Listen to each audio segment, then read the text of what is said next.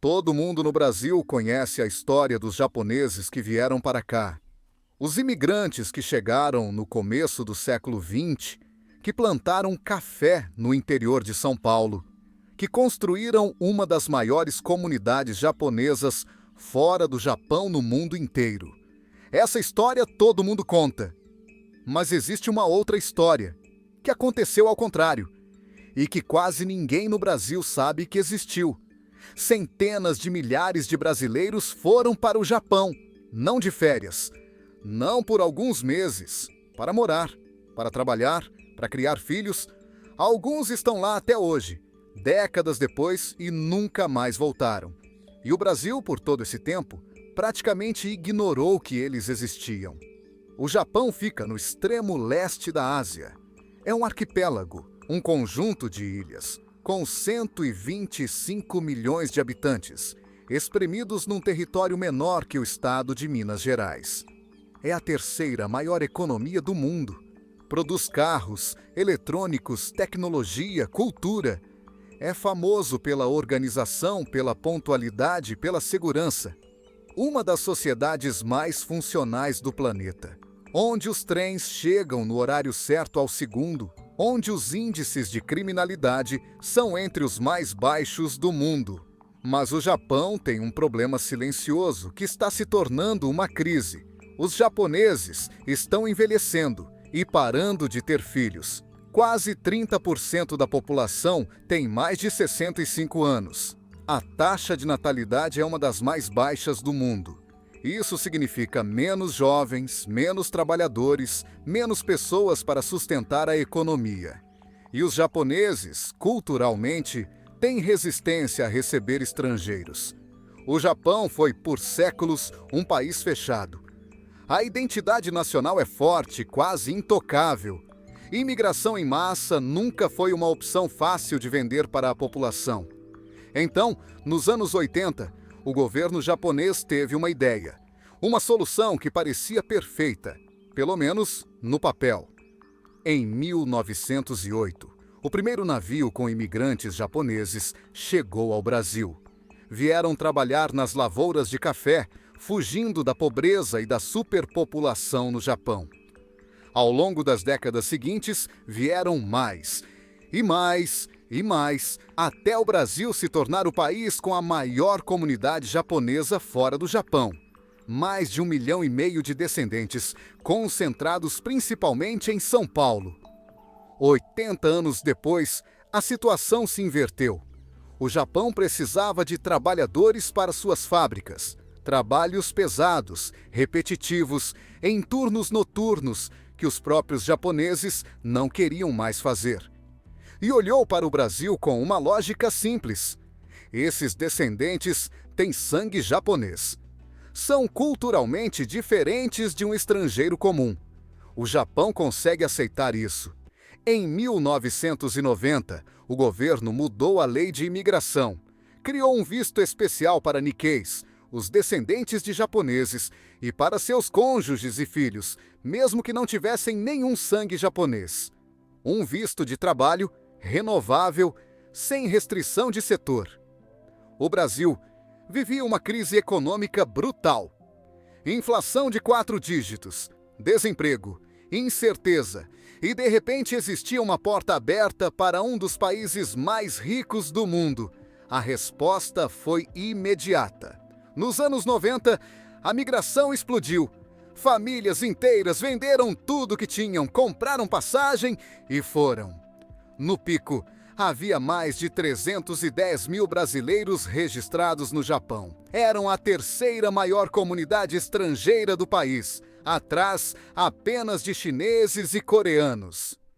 Esse movimento ficou conhecido como o fenômeno Dekasegi, palavra japonesa que significa literalmente sair de casa para trabalhar longe. A maioria foi para o interior do Japão, para cidades industriais como Hamamatsu, Toyohashi, Nagoya, Oizumi, lugares que você nunca viu em guia de viagem porque não tem templos famosos nem arranha-céus iluminados. Tem fábricas, muitas fábricas. A rotina era dura. Acordar antes do sol. Turno de 8, 10 às vezes 12 horas em pé, montando peças, apertando parafusos, embalando produtos, numa cadência que não para, depois voltar para apartamentos pequenos, baratos, alugados por agências que também eram as empregadoras, dormir, repetir. E havia o frio. O Brasil não prepara ninguém para um inverno japonês, mas havia também uma comunidade. Em Hamamatsu, existem bairros onde o português é língua da rua. Supermercados que vendem feijão preto, farofa, guaraná antártica, barbearias brasileiras, igrejas evangélicas com culto em português, restaurantes que servem churrasco. Para muitos, o Japão ao redor nunca entrou de verdade. Trabalhavam no Japão, viviam num pedaço do Brasil que tinha sido transplantado para o outro lado do mundo. E aí está o paradoxo que dá nome a esse vídeo. Essas pessoas sustentavam parte da produção industrial japonesa. Montavam os carros que o Japão exportava para o mundo, pagavam impostos. Viviam há décadas naquele país e, mesmo assim, eram invisíveis. O japonês médio mal sabia que eles existiam. A imprensa brasileira raramente falava sobre eles. Eram trabalhadores essenciais que nenhum dos dois países realmente via. Brasileiros invisíveis. Mas aí aconteceu algo que mudou tudo. Algo que os primeiros decasseguis não tinham planejado. Os filhos cresceram. Crianças que tinham ido com 2, 3, 5 anos, ou que tinham nascido no Japão, que foram para a escola japonesa, que aprenderam a língua antes de aprender português direito, que fizeram amigos japoneses, que assistiram televisão japonesa, que cresceram comendo comida japonesa durante a semana e comida brasileira no domingo, quando a família se reunia. Essa geração vive num lugar que não tem nome fácil. Muitos falam japonês com fluência perfeita e português com sotaque. Alguns nunca pisaram no Brasil. Têm passaporte brasileiro, mas o Japão é o único país que conhecem. Para os japoneses, são estrangeiros. Para os brasileiros, são quase desconhecidos. Para eles mesmos, essa é a questão que muitos ainda estão tentando responder. Mas ao contrário dos pais, que foram para as fábricas e ficaram nas fábricas, essa geração está tomando outros caminhos.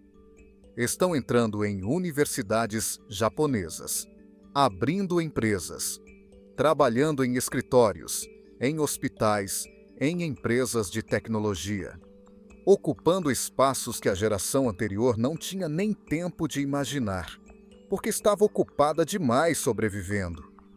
Os invisíveis estão, lentamente, ficando visíveis.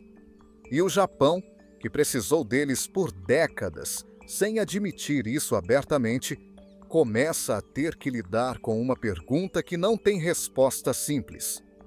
O que fazer com uma geração que é japonesa em tudo, menos no papel? Existe um dado que eu acho que resume bem tudo isso. O primeiro navio de imigrantes japoneses chegou ao Brasil em 1908. São mais de 115 anos de história compartilhada entre dois países que ficam nos lados opostos do planeta, separados por mais de 18 mil quilômetros de distância. Nesse tempo, o Japão veio para o Brasil. E o Brasil foi para o Japão. E os filhos desses movimentos estão agora mesmo construindo identidades que não cabem em nenhum passaporte. A história da imigração nunca é simples, nunca é só sobre quem vai e quem fica. É sobre o que acontece depois, quando as fronteiras entre os mundos começam a desaparecer, não nos mapas, mas nas pessoas.